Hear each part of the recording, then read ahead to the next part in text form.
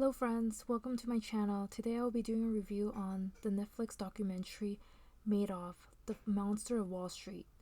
The documentary starts off as detectives and FBI agents enter Madoff's headquarters where he committed the crimes. My favorite scene was when one of the FBI agents called his bull paintings not bull market but bullshit, and his art display of a gigantic screw as screw you to the world.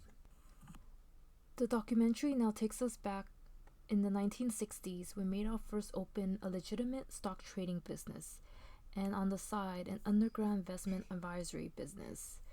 For his side hustle, his father-in-law helped pull investors' money together for Madoff to operate as an investment manager.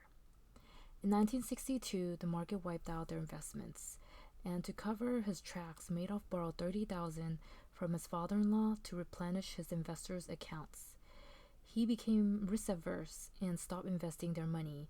With the investors' money, he began to live a lavish lifestyle of buying boats, yachts, mansions, and going on fancy vacations. Of course, to maintain his lifestyle, he came up with a Ponzi scheme where on paper his investors earned a 15% return, but in reality the money was sitting around doing nothing other than being used by Bernie Madoff and to cover his tracks. With the market conditions always fluctuating, it was not possible to make a constant 15% return. The consistent 15% return made investing in Madoff attractive. More and more investors invested in Madoff. How was he able to get away with his Ponzi scheme? From the 1960s to 2008, Madoff hired people right out of high school who does not have much work experience. They were told what to do and they do it. He used outdated computer system to generate stock trades and print on poor quality doc matrix paper. He never kept any electronic files. Madoff never let his investors ask questions, or else he will return their money back to them. His investors never questioned his way of doing business. They were happy they were getting a 15% return, whereas on the open market, there's no guarantee of a 9% return. His rivals in the industry started to learn his business model, and that's when a math genius by the name of Harry Markopolos uncovered his Ponzi scheme. He asked, why does Madoff always generate a 15% return? It does not make sense as the market normally goes up and down. Why is a big company like Madoff, who is doing so well yet acts so secretive about their business? In a normal circumstance, these companies would let the whole world know. Why does Madoff charge a 20% performance fee rather than the normal 50-50 split with the management company? It's odd for a company to accept less profit. Why can't customers ask questions when they don't understand their trade statement? Why does Madoff want to return investors' money when they ask questions? Those are serious red flags.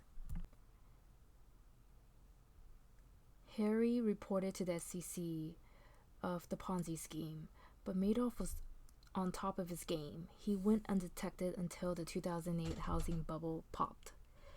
Customers started pulling out their money, but Madoff did not have enough funds to pay his investors. That's when the Ponzi scheme burst. About $50 billion investor money was lost. Many investors were retirees. They lost their life savings, retirements, and their homes. Irving Picard, an attorney hired by the Security Investor Protection Corporation, recovered some funds from those who profited from investing in Madoff and distributed to those who lost everything. What Picard did was fair in terms of every investor getting the last piece of the pie. After the 2008 crash, Bernie Madoff was arrested and he died while serving time in prison. René Thierry Magon de la Villechette, a French investment fund manager who had $1.5 billion of clients' money with Bernie Madoff, committed suicide. Jeffrey Pickauer, investor and lender to the Ponzi scheme, he drowned. Frank DePascali, who ran the Ponzi scheme, cooperated with the police so he would get a lighter sentence. He died of lung cancer before his sentence. Some of the employees who assisted in the Ponzi scheme served time. As for Bernie's family, his sons Mark and Anthony, who was not part of the Ponzi scheme, suffered greatly. His son Mark took his own life on the second anniversary of Bernie's arrest. His second son, Andy, had cancer and died a few years after Mark. After the loss of her son, Mark, to suicide, Ruth ended all contact with Bernie. Bernie's daughter-in-laws and grandkids changed their last names so they would avoid the stigma attached to the Madoff name. The aftermath was sad. A man's greed ruined his whole family and many others. Not reported, but I'm sure many people took their own lives after this scandal. I was nervous watching this when the French hedge fund manager said he invested 100% of his clients' funds in Madoff. I knew he was a dead man when the crash came. If he hadn't killed himself, my gut feeling was that he was gonna get killed. For sure, I knew Bernie's family will be harassed by the media. I don't think his sons were aware of his Ponzi scheme, especially his son Mark, who committed suicide. It takes an emotionally strong person like Bernie Madoff to pull a Ponzi scheme. There was a clip on YouTube of Madoff investor who wished Bernie's family would feel the pain that was inflicted on his family. It sucks to think of what his sons went through on their final days. They were probably harassed and treated terribly. From another video with Bernie Madoff's daughter-in-law on YouTube, she revealed through her letters with Bernie that Bernie sees himself as the victim. He has no remorse for his crimes. Overall, my take is Bernie's a calculated man. He wouldn't have gotten to where he is today if he hadn't borrowed money from his father-in-law. That $30,000 used to cover his tracks when he lost investors' money. But with his father-in-law's support, I'm sure Bernie would have been successful in any path.